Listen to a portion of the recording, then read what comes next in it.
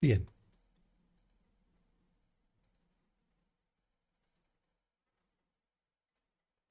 hoy vamos a hablar entonces de tomografía.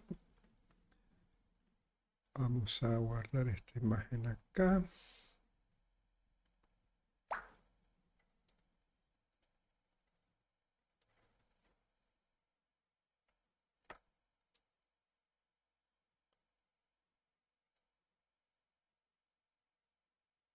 Ya. Ok, la tomografía, vamos a ocultar esto, eh, es también un método complementario que utiliza los rayos X combinado con la interpretación de imágenes de un ordenador o de una computadora. No se ve porque, denme un segundito. ¿Qué está pasando?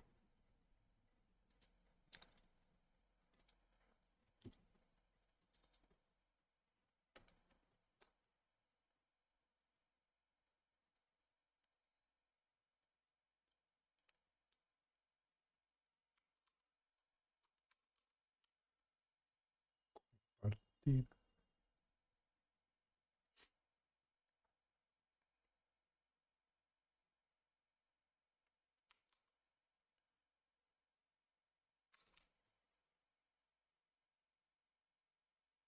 ¿Se ve mi mouse?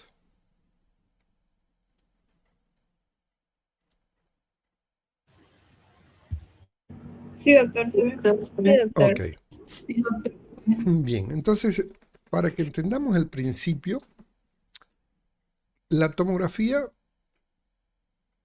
es, como les decía, utilizamos también los rayos X, pero con la ayuda de una computadora podemos componer el organismo en diferentes imágenes tridimensionales que inclusive podemos hacer como si estuviéramos navegando con una endoscopía. Vamos a abrir la puerta, pero ¿hasta qué hora van a seguir llegando? Deme un segundito, voy a abrir la puerta. Admitir a un invitado, Nico. Admitir. Vamos a dejar la puerta abierta.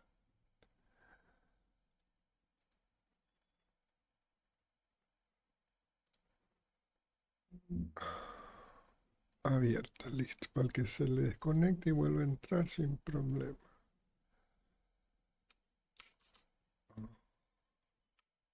Ok, habíamos comentado, ¿se ve la imagen? ¿No se ha perdido? No, se ve, doctor. Gracias. Habíamos comentado cuando hablábamos de los métodos complementarios que tenemos sus indicaciones para demostrar cuando encontremos sospecha de un nódulo pulmonar solitario en una radiografía o estemos frente al diagnóstico de un tromboembolismo pulmonar, donde haya un trauma torácico, determinar la evolución o estadiaje de un cáncer y ver las enfermedades intersticiales difusas y o infecciones complicadas.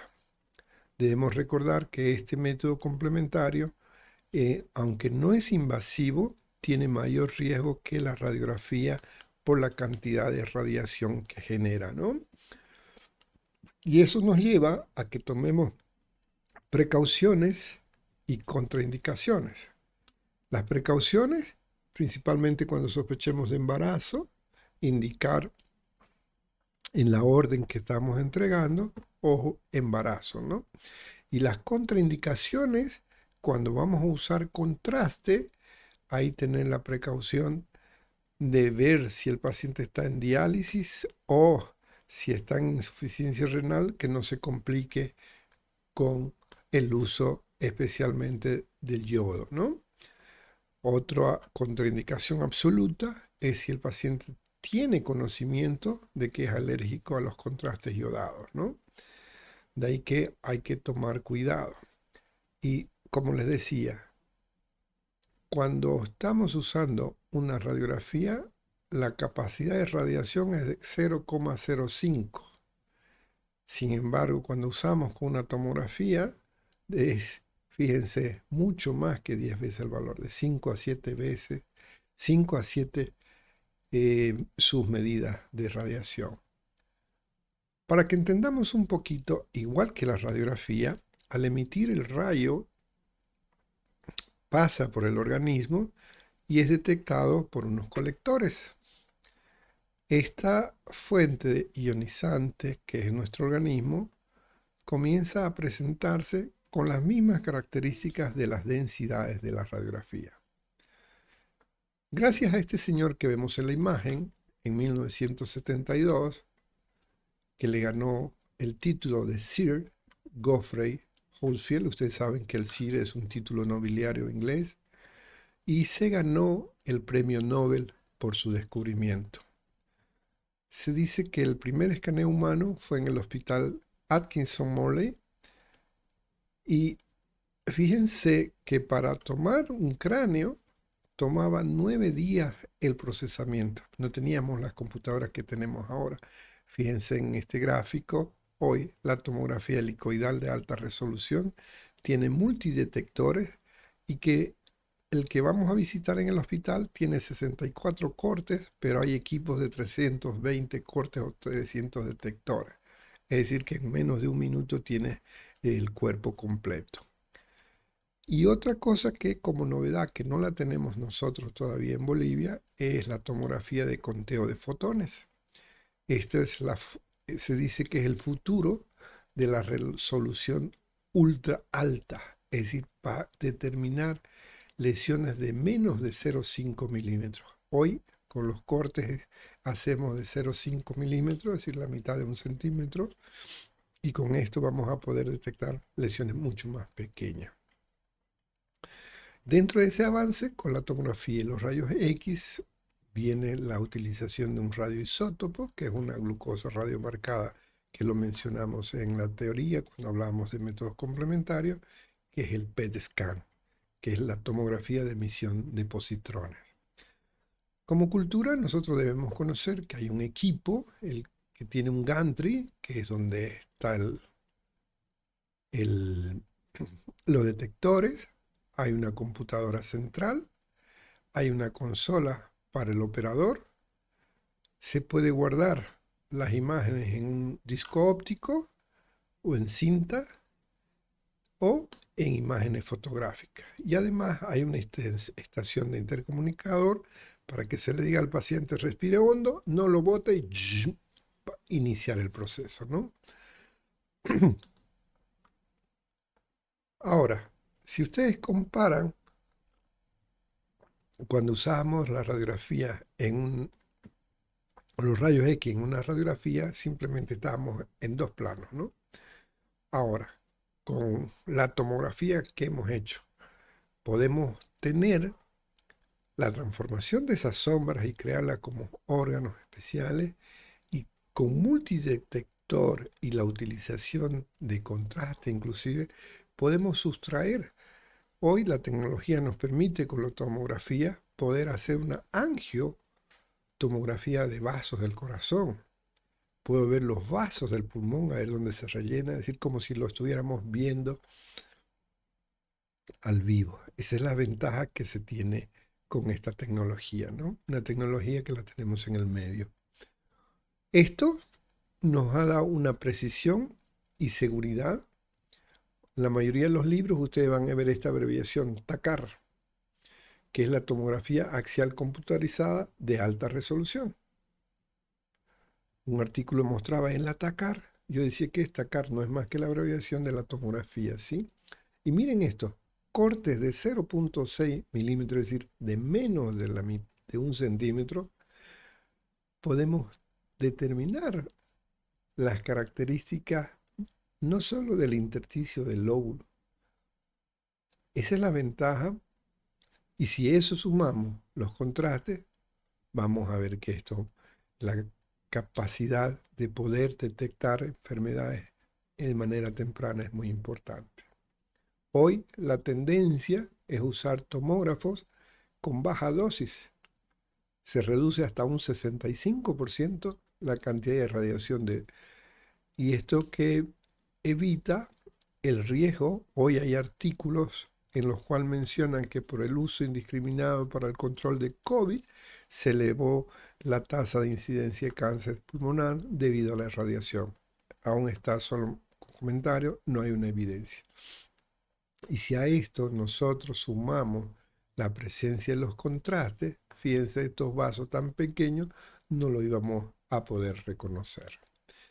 Y siempre que vayan a usar contraste, siempre es bueno recordar que, se los pongo como texto para que se les grabe, la fase arterial, es decir, que tienen que pasar de 20 a 25 segundos después de la inyección del contraste para poder hacer el inicio del corte. La fase venosa tenemos que esperar entre 70 a 60 segundos para que llegue al mediastino y la pared torácica. Y hay una fase tardía, más de 3 minutos, donde vamos a ver. Y la dosis habitual del yodo es de 1 a 1,5 ml por kilo, en pasar a una velocidad de 3 a 5 ml por segundo. Eso no es tan fácil hacerlo manualmente, por eso hay unas bombas de infusión. Esto como cultura la tienen que conocer para que cuando les toque acompañar, poder darse cuenta de cómo es el proceso. Y las imágenes, las sombras que hemos aprendido, densidad aérea, oleosa, agua, cálcica y metálica, en la tomografía se mide con unidades Hounsfield. Es decir, que el aire, lo más oscuro, tiene menos 1000. El agua tiene una densidad, un nivel de Hounsfield de 0 y el hueso más 1000. O sea, de menos a más 1000 la diferencia en esos contrastes. Habitualmente esto nosotros como médicos no nos damos el lujo de determinar esos detalles, pero en ocasiones cuando te envían hoy, que es la tendencia a enviarnos las tomografías por manera digital y no nos envían el informe, entonces una veces tiene dudas y los software tienen una herramienta que les permite medir esta densidad. Entonces recordar que el aire siempre va a ser menos 1000 y lo más blanco más de 1000. En base a esos criterios, les decía que podemos tener cortes tridimensional. Nosotros podemos ver el organismo de una manera axial. Es como si lo estuviéramos viendo el corte rebanadito así, que podemos ir mirándolo de arriba abajo o de abajo arriba. Luego tenemos un corte coronal. Nosotros lo reconocemos porque es como si lo estuviéramos viendo el paciente parado. Y un corte sagital lo reconocemos porque es como si lo estuviéramos viendo el paciente de posición lateral. Entonces uno puede ir de derecha a izquierda o de izquierda a derecha o en el coronal de delante a atrás o atrás adelante. Entonces esto uno va viendo y cuando tiene la opción de manejar el software en una computadora, podemos hacer una reconstrucción de 3 pantallas. Y hoy la ventaja que se tiene con estos equipos es que nos pueden cambiar los colores para que sea más fácil la interpretación y mostrar a los pacientes. O miren, podemos navegar. Aquí pareciera que estamos entrando dentro de la tráquea, los cartílagos traqueales, acá vemos la carina. Entonces, esa es la ventaja que tenemos ahora en el siglo XXI con estos equipos. Entonces, técnicamente, ¿cómo comenzamos? Con la orden. RP, nombre del paciente, solicito tomografía axial computarizada de tórax. Siempre tenemos que poner con o sin contraste. ¿Sí? El contraste generalmente lo vamos a ver para cuando sea problemas vasculares o problemas tumorales, ¿no? Entonces, con esa orden, firma el nombre de la firma, y el técnico va a venir, lo va a acostar al paciente en el equipo, lo va a poner y le va a decir en qué momento va a dejar de respirar para que sea una inspiración óptima y podamos tener. Si se va a usar contraste, por favor no se olviden que tienen que agregar en la orden el valor de la última creatinina. creatinina de tanto, para que el radiólogo sepa la dosis que va a usar o si puede o no usar. Y con la ventaja que se tiene con el escáner, que podemos reconstruir esta imagen, podemos ver, fíjense, cuál es la diferencia. En el lado derecho no tenemos contraste. ¿Por qué reconozco los contrastes? Porque tienen una densidad más fuerte que el hueso inclusive. Es como la densidad metálica. Si se fijan acá, tenemos el corazón y los grandes vasos de este color gris. Sin embargo, en el lado izquierdo del paciente, recordando que igual que en la radiografía, lo que está a mi mano derecha es el lado izquierdo del paciente, lo que está a mi mano izquierda es el lado derecho del paciente, igual que en la radiografía. Y noten la diferencia. El color gris, ¿cómo yo sé que es sin contraste? Porque comparo el color del mediastino de los grandes vasos con el color de las partes blandas. Miren acá, partes blandas, comparo, tiene el mismo color. Sin embargo, con contraste, noten el color de partes blandas es muy diferente al color del contraste. Una vez que uno ya tiene la interpretación de la tomografía, ya sea que la tengas en una lámina o de manera digital, debes recordarte lo que se llama el triángulo de evaluación de las tres ventanas. La ventana mediastínica o de partes blandas, la ventana pulmonar y la ventana ósea. La ventana mediastínica no es para ver pulmones. Vamos a ver siempre de fuera hacia adentro como prefiero. Partes blandas, luego vamos a ver partes óseas y luego vamos a ver el mediastino con el corazón y los grandes vasos que se encuentran en su interior. También nos permite ver las características de la pleura que habitualmente no se notan o si hubiera algún derrame, para verlo con más detalle. No miro pulmón. Y la ventana pulmonar, en esta ya no miro partes blandas, ya no miro huesos, no miro pleura, simplemente miro parénquima. Entonces vamos a tratar de ver siempre, ubicándonos los puntos de referencia, que enseguida vamos a verlo, para ver en qué parte estamos. Si ustedes se fijan, aquí tenemos un corte sagital, donde ya no se ve la presencia de la tráquea, es decir, que estoy en el lóbulo medio. Tampoco veo la sombra de la mancha hepática, por lo tanto no estoy en la parte media por debajo de la carina.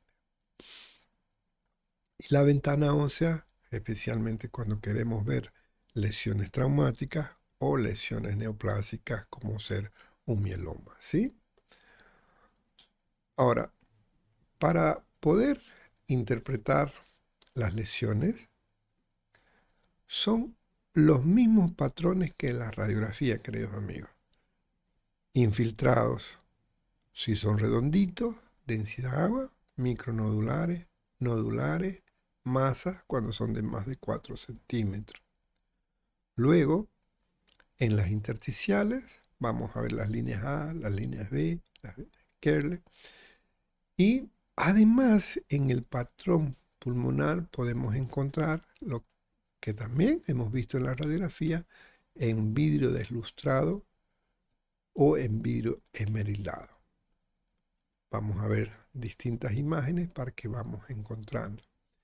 Y cuando vemos más negro, recuerden que es aire.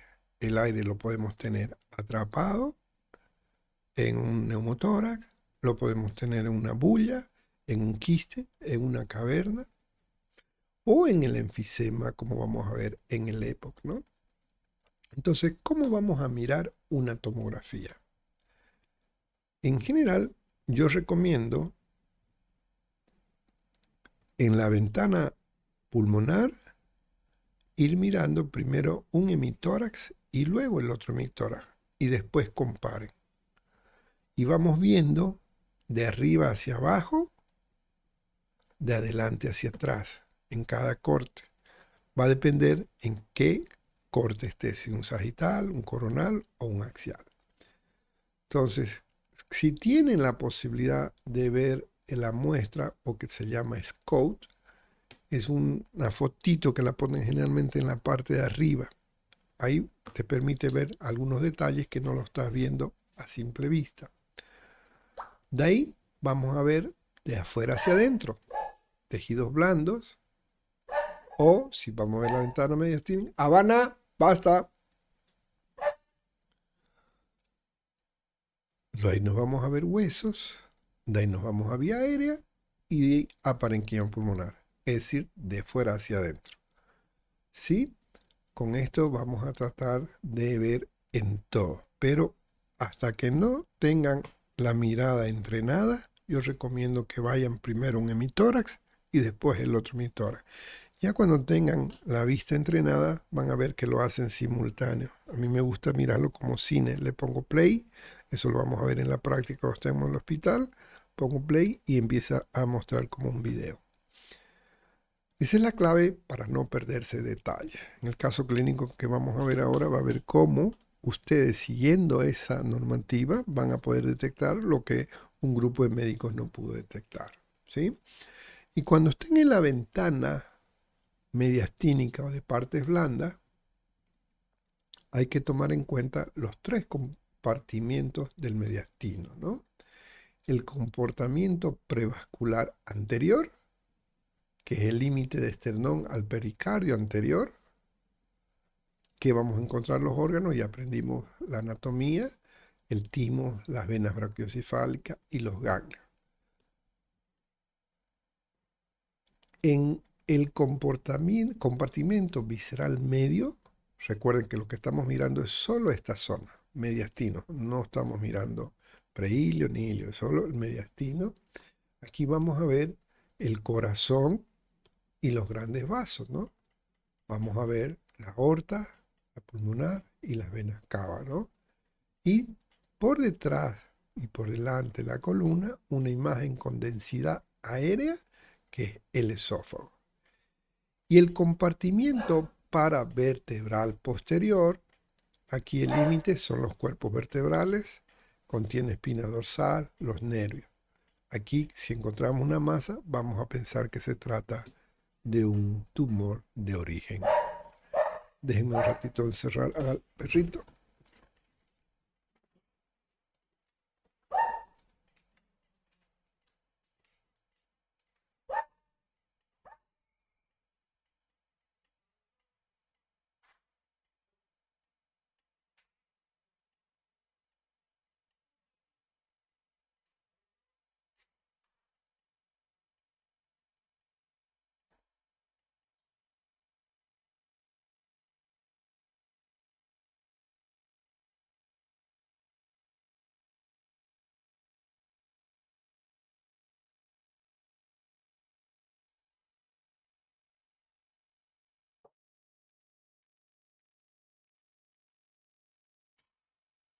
Ok. Entonces, repasando una macroanatomía, cuando miramos el mediastino, el nivel 1 corresponde a los 5 vasos. Vamos a ver la vena cava superior, enseguida vamos a ver con más detalle, la vena brachiocefálica izquierda, el tronco brachiocefálico, la carótida común y la subclavia izquierda, a este nivel. Luego nivel, el 2, es a nivel del callado aórtico. Vamos a ver el 3, la ventana aortopulmonar. Luego bajamos un poquito al tronco de la arteria pulmonar, nivel cardíaco alto y nivel cardíaco bajo, donde podemos ver las 4 cámaras, es decir, las 2 aurículas y los 2 ventrículos. Entonces nosotros cuando estemos viendo, vamos a ir navegando de esta manera cuando estemos en el corte axial. Recuerden, si lo veo como rebanadita a un paciente acostado, este es el axial. ¿Sí? Entonces voy identificando, es más fácil identificar cuando estamos con una tomografía contrastada, ¿no? Entonces ahí vemos por delante la vena cava superior, aquí tenemos la vena brachiocefálica. ¿Cuáles son más anchas, las arterias o las venas?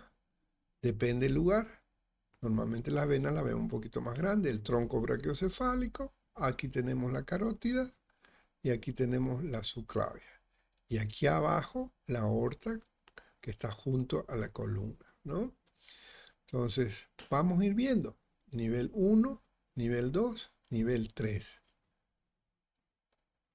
Como estaba mencionando, y el nivel 4, 5, inclusive el sexto en algunos libros lo menciona, donde ya vamos a ver las 4 cámaras, ¿sí?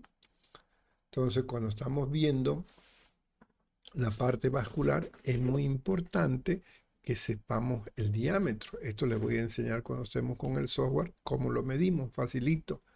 Entonces, en lo normal de la arteria pulmonar principal, perpendicularmente hacemos, son 29 milímetros. La aorta no tiene que ser más de 40 milímetros. El pericardio no se ve habitualmente porque es menos de 2 milímetros. Entonces, uno en ocasiones tiene que medirlo si está sospechando alguna lesión. Ahora, cuando estamos valorando los ganglios, normalmente los ganglios no se ven, solo los podemos apreciar cuando empujan tejidos vecinos o cuando están calcificados. Entonces, la regla de oro, siempre medirlos en el eje corto. Normalmente 1 centímetro o 10 milímetros el tamaño, no son más grandes, ¿no? En la mamaria interna es más chiquitito, 4 milímetros, por eso casi uno ni los ve. Y existen puntos ciegos que a veces los confundimos con los ganglios sucrales con vasos. Y a nivel sucarinal o linfático, ahí podemos encontrar. Pero para recordar un poquito la anatomía, lo que ya hemos aprendido nosotros en primer año, aquí vamos a reconocer las diferentes densidades. Esta es una tomografía con corte axial en una ventana pulmonar o mediastínica. Mediastínica. ¿Por qué? Porque el pulmón lo estoy viendo muy negro. Entonces, aquí es donde voy a ver partes blandas, partes óseas. Fíjense, densidad aire, densidad oleosa, densidad agua, densidad calcio y no tengo densidad metálica, ¿no? Entonces aquí estamos viendo la apófisis coracoides de la escápula. Este hueso por delante en forma de citálica, ya lo hemos aprendido, que es la clavícula. Luego tenemos la arteria carótida común, derecha. Recuerden, lo que está a mi lado izquierdo es el lado derecho del paciente. Tenemos la glándula tiroides aquí por delante de la tráquea. Tenemos vena yugular, miren, con contraste, como se ve bien fuerte, la yugular izquierda. Y por aquí tenemos la cabeza del húmero, ¿no? Entonces, nosotros vamos a ir viendo y reconociendo recuerden lo que aprendieron en anatomía, cómo es la tráquea. La tráquea es redonda, con aire en su interior, pulmones negros, ventana mediastínica, ¿no? Aquí simplemente son los puntos de referencia. Aquí vamos vigilando mejor ya cómo es. Y fíjense aquí, densidad aire en su interior, detrás de la tráquea, por delante de la columna, vamos a aparecer el esófago. Entonces, nosotros lo que tenemos que recordar es la anatomía, lo que aprendimos. Y vamos yendo de arriba hacia abajo. Fíjense, ya estoy en el cuerpo del esternón, estoy bajando más, se me nota mejor el esófago y noto con más detalle los vasos, ¿no? Aquí estamos teniendo la arteria subclavia izquierda y por delante estamos teniendo, que es más grande, le he dicho, la vena brachiocefálica izquierda y aquí tenemos el tronco arterial brachiocefálico. Esos son los puntos de referencia que tenemos que ir reconociendo cada uno de ellos. Y fíjense cómo a medida que vamos bajando, todavía tengo la tráquea, aparece aquí el tronco de la arteria aorta, ¿no? Aquí bajamos, ya tenemos el callado de la aorta, fíjense, y la vena cava superior se puede notar con más detalle. Voy bajando más, ya no tengo el callado, y aquí tenemos la aorta descendente y tenemos acá por delante la aorta ascendente, ¿no? A medida que voy bajando, ya fíjense, me aparece la arteria pulmonar izquierda, tenemos la vena pulmonar derecha y la vena cava superior. Entonces siempre los más grandes son el vaso aórtico, ¿no? Voy bajando un poco. Aquí ya tenemos la aorta ascendente, la aorta descendente. Acá tenemos el tronco, la pulmonar, con más detalle. Seguimos viendo la vena cava superior, todavía no hemos bajado. Y fíjense que nos aparece la vena pulmonar izquierda y la arteria pulmonar izquierda más gruesa, ¿no? Voy bajando y así sucesivamente voy reconociendo cada uno de los órganos. Y aquí ya desapareció la tráquea y comienzo a ver la aurícula izquierda. Bajo un poco más, tengo el ventrículo derecho, casi desplazado hacia el lado izquierdo. Tenemos la aurícula izquierda y la aorta descendente. Seguimos bajando, ya se nota más la silueta del corazón. Tenemos a esta zona, corresponde a la aurícula derecha. Un poquito más abajo ve el ventrículo derecho. Luego tenemos el ventrículo izquierdo con más detalle y la aorta descendente. Sigo bajando. Ya no veo la aurícula, veo el ventrículo derecho y el ventrículo izquierdo. Esta es la pared muscular y esta es la sangre. ¿Por qué reconozco la sangre? Porque tiene el contraste, ¿no?, que está circulando. Más abajo, con mayor detalle, vemos el ventrículo derecho con el ventrículo izquierdo. Sigo bajando y viendo la anatomía. Y aquí ya sé que estoy en la base porque comienza a aparecer la densidad agua que corresponde al hígado, ¿no?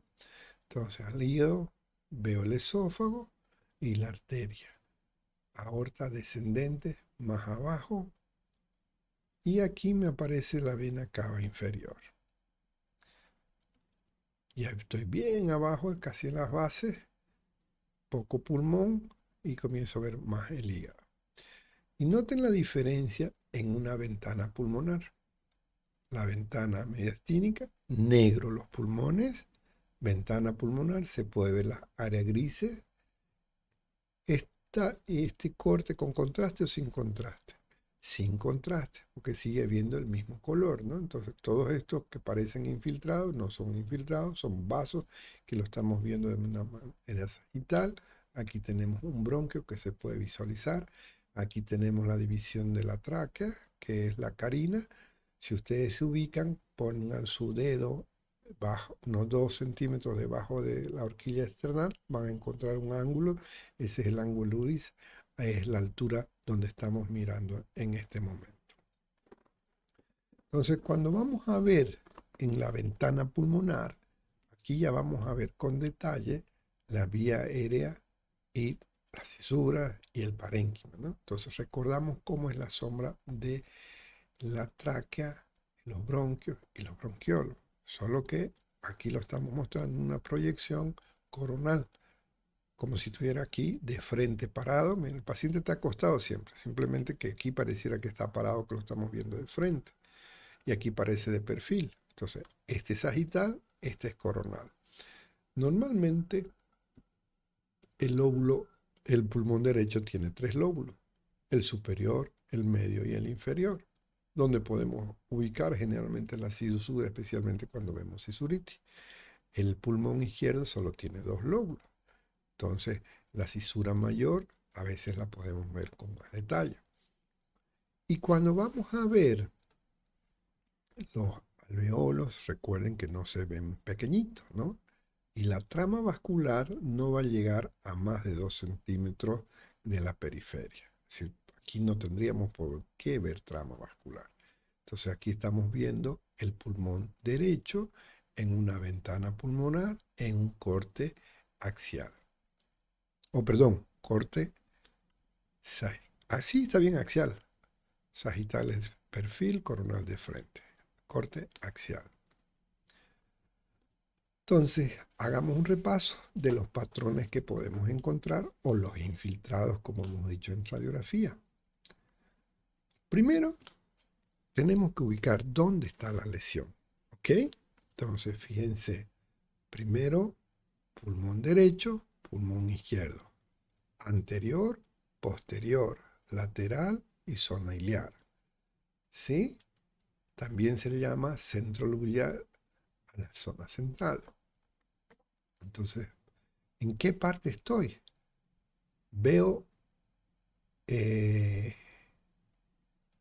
húmero, apenas veo parte húmero, no veo escápula, no veo clavícula y solo esternón, pero estoy viendo la tráquea, que no está dividida. Por lo tanto, estoy en los lóbulos superiores. No en los ápices, sino en los lóbulos superiores. Y miren, aquí esto es común que vamos a encontrar en tuberculosis. Los famosos árbol en gemación. Estos infiltrados micronodulares. Aquí tenemos periféricos, perilinfáticos. Miren estos infiltrados nodulares, pequeñitos. Vemos alrededor de la cisura. Aquí la imagen típica de las enfermedades virales como el COVID o la influenza, donde tenemos enviros lustrados, como si fuera una nube. Y aquí lo que hemos visto en la radiografía, el patrón de condensación o consolidación, donde se puede visualizar el famoso broncograma aéreo, ¿no? En los patrones de disminución de opacidad, es decir, son más negros o radiolúcidos, ya no radiopaco como los anteriores, vamos a ver. Fíjense, aquí tenemos un signo radiológico que es el signo anillo de sello. Esto es típico de las bronquiectasias. Ya vamos a hablar de bronquiectasia. Acá parecía bronquiectasia, no, porque no sigue un bronquio. Aquí está siguiendo el bronquio. Aquí son imágenes enfisematosas. Y cuando hablemos de enfisema, vamos a hablar de centroacinar y panacinar que ocurre en el época. Las imágenes quísticas son espacios aéreos como si fueran cavitaciones, pero son bien delimitadas y que en ocasiones nos cuesta diferenciar si son quistes porque tienen líquido o son cavernas. A veces tenemos que hacer una radiografía en inspiración y otra en expiración. Si se modifica, como hablamos, pues corresponde a una bulla. Las bullas son estas imágenes grandes donde hay destrucción de parénquima pulmonar, ¿no? Cuando estén buscando masas, aquí la técnica recomienda avanzo 1, vuelvo 2. Es decir, me refiero al ratón, porque como movemos la imagen con la ruedita, entonces para arriba, para abajo, entonces avanzamos 1, bajamos 2. Entonces, y vamos viendo en la región del ilio, miren cómo aquí encontramos una imagen radiopaca, la medimos, tenemos la opción de poder medirla y vamos a ver de qué tamaño es. Porque si la hacemos cada corte, cada 1 centímetro o cada 0,5, si yo subo 1 y bajo 2, significa que estoy haciendo un corte de 3 centímetros o de 1,5 dependiendo de los cortes. Por eso es importante mirar en el scope las rayitas, cada cuántos centímetros tenemos una rayita para que podamos dar cuenta. Entonces, si yo veo este nódulo en 3 cortes, automáticamente voy a determinar que su tamaño ya es de una masa, ¿no? Cerca a los 4 centímetros. Estos no son nódulos, estos son vasos, pero este no es un vaso, no corresponde un vaso a ese nivel de ese tamaño. Entonces, si no corresponde, ¿qué puede ser? O es un nódulo quístico o es una masa de una lesión, ¿no? Esto vamos a ver con más detalle las fases del COVID, lo tenemos un atlas ahí para nuestra herramienta de visualización, que al comienzo aparece chiquitico y cuando acordamos se va completando todo. Broncograma, no se olviden como hemos visto en la radiografía, ¿sí? Y el patrón de distribución, cuando estamos viendo los nódulos pulmonares, imagínense que tienen este hexágono, 1, 2, 3, 4, 5, 6 hexágonos, y se distribuyen hacia el centro, van hacia la periferia o son homogéneos. Cuando los tenemos centrados así, hacia el centro, se llaman centro lobular, porque no están llegando a las pleuras, ¿sí? Aquí vamos a pensar en neumonía, fíjense, como si fuera un árbol de gemación también. Perilinfático, cuando fíjense los infiltrados son más alrededor de la pleura. Y aleatorio, cuando los infiltrados tenemos, por ejemplo, en la tuberculosis miliar, o en la histiocytosis, en las micosis, o en los procesos neoplásicos. Esta imagen quiero que no se les olvide, porque la vemos frecuentemente en la práctica. Árbol en gemación. Imagínense como si estuvieran viendo un arbolito que esté brotando, exactamente lo mismo. Vemos cómo sigue un patrón y aparece. Este es el patrón típico de una tuberculosis muy activa.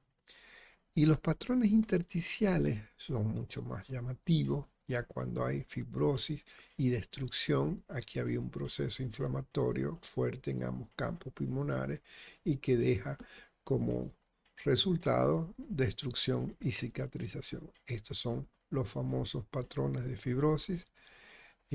Vamos a ver en distintas patologías. Podemos tener como panales de abejas, honeycombing. Esto vamos a verlo con más detalles en EPOC o en otras enfermedades, ¿no? Aquí, fíjense, otra vez lo que hablamos. Centro luyali, peri o pa. Aquí está más hacia el centro. Esto más cerca del bronquio. Esto afecta a todos, tanto el centro como hacia la periférica. Y los paraceptales, estos son cuando están más cerca de la pleura. Vuelvo a mostrarles el signo clásico, porque lo pregunto en examen, por eso se lo adelanto. El signo del anillo de sello, que es característico de las bronquiectasias. Y algo que nos olvidamos de ver es a veces las partes blandas. El otro día, en un turno anterior, estábamos con el doctor Aguilar revisando un caso. Cuando fui a examinar al paciente, me dice que tiene parálisis de los miembros. Vuelvo a ver la tomografía y se me había pasado la destrucción de la mente. Si no lo hubiera visto el paciente, que me alertaba el déficit motor, se me hubiera pasado. Por eso es que normalmente tenemos que revisar también todo lo que es la caja ósea y la columna, porque nos los está mostrando y a veces hay lesiones que no la... Y lo otro que vamos a aprender, pero no ahora, porque estamos hablando de pulmón, es la parte de abdomen. Eso lo vamos a ver con más detalle, ¿sí? Entonces, primero, ¿qué vamos a hacer? Buscar el scope, esa imagencita, ese cuadradito que tiene y donde se lo muestra completo, ¿sí? Después vamos a ver partes blandas, después nos vamos a entrar por la tráquea, ver el parénquima y por último la caja ósea. Yo prefiero scope, partes blandas, partes óseas, tráquea y pulmón. Pero su cuadernillo les recomiendo de esta manera. Y algo que está revolucionando el tema de las imágenes es el apoyo de la inteligencia artificial. Yo creo que en poco tiempo, más rápido que temprano, vamos a tener ya los informes realizados simplemente por la computadora. Se hizo un estudio, se les mostró a 80 profesionales radiólogos y se comparó, y no van a creer que tenía más fortaleza los resultados de la IA. En conclusión, las reglas de oro, las sombras las vamos a obtener viendo lo normal de un organismo. Si tienes que recordar la anatomía, por eso en la primera clase les hacía recuerdo de que debemos ubicar los 10 segmentos del pulmón de cada lóbulo para poder ubicar dónde está la lesión y qué germen es de preferencia. Siempre mira las dos ventanas, mediastina y pulmón. En mediastino no mires pulmón. En pulmón no mires mediastino para que no te pierdas. ¿Sí? Y esto lo vas a ir aprendiendo poco a poco. Por lo tanto, Se los dejo este gráfico que lo tienen en su material. Primero, recordar. Ventana pulmonar, ventana mediastínica, corte axial, sagital y coronal. En cualquiera de ellas debemos recordar si es con contraste o sin contraste. Recuerden que los ganglios menos de 10 milímetros son muy difíciles de ver. El lobulillo pulmonar habitualmente está entre 1 a 2,5 centímetros y que tenemos que descartar las imágenes que condensación o bronquiectasia. Las bronquiectasias, como vamos a ver, se ve blanco pero no tiene broncograma. Y la aorta no más de 40 milímetros cuando la midan, la pulmonar no más de 30 y las mamarias no más de 4 milímetros. ¿Sí? ¿Alguna pregunta?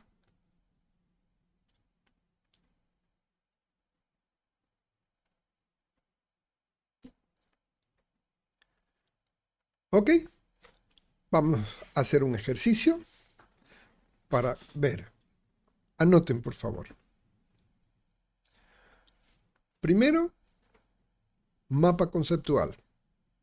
Es decir, voy a anotar en una columna los síntomas, en otra columna los signos.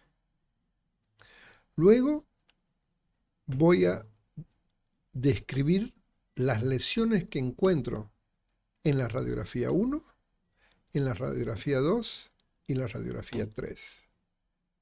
Y luego voy a describir lo que encuentro en la tomografía. Entonces, este es un caso clínico. Le estoy dando todas las tareas, todas las indicaciones de la tarea para subirla. Y es un caso clínico de un paciente que nos llegó al hospital, no es un invento. Él llega un paciente de Comarapa en la madrugada, con antecedentes de un cuadro más o menos de 24 horas por dificultad respiratoria. Tenía antecedentes de epilepsia, tratada con fenitoína, secundaria a un accidente de tránsito que tuvo un traumatismo cráneoencefálico y además que lo dejó hemipléjico y afásico desde sus 4 años. Al examen físico, despierto, mal estado general, fascia ansiosa, inquieto, estridor importante, cianosis periférica, presión arterial 160, frecuencia respiratoria 42, frecuencia cardíaca 126, pulso 120, en el cuello se apreciaba tiraje, el tórax con respiración forzosa, taquipneico, murmullo vesicular disminuido en ambos campos pulmonares, abdomen sin signos patológicos y los miembros con su hemiplegia braquiocular tipo secuela.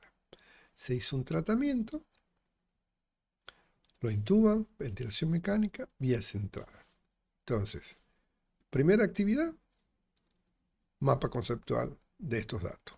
Síntomas, signos. Luego voy a describir, no hace falta que pongamos las características técnicas, eso ya ustedes lo verifican, pero sí quiero que me describan qué signos o qué infiltrados están encontrando y eso lo agregan en el mapa conceptual, radiografía 1, tales signos. Luego ponen su mapa conceptual, datos que nos están mostrando después, 3 horas después. Se intubó, se conectó a ventilación, seguía el paciente saturando mal, se aprecian signos de neumotórax, ya vamos a ver en teoría cuáles son los signos neumotórax, se realiza una placa y luego le hacen un drenaje de tratamiento. Entonces me van a describir qué ven en esta placa. Yo, ¿qué signos veo? Veo 1, 2, 3, 4, 5 signos. Aquí esto es una magnificación de esto, donde confirma uno de los signos. Luego, ¿qué signos encontramos acá?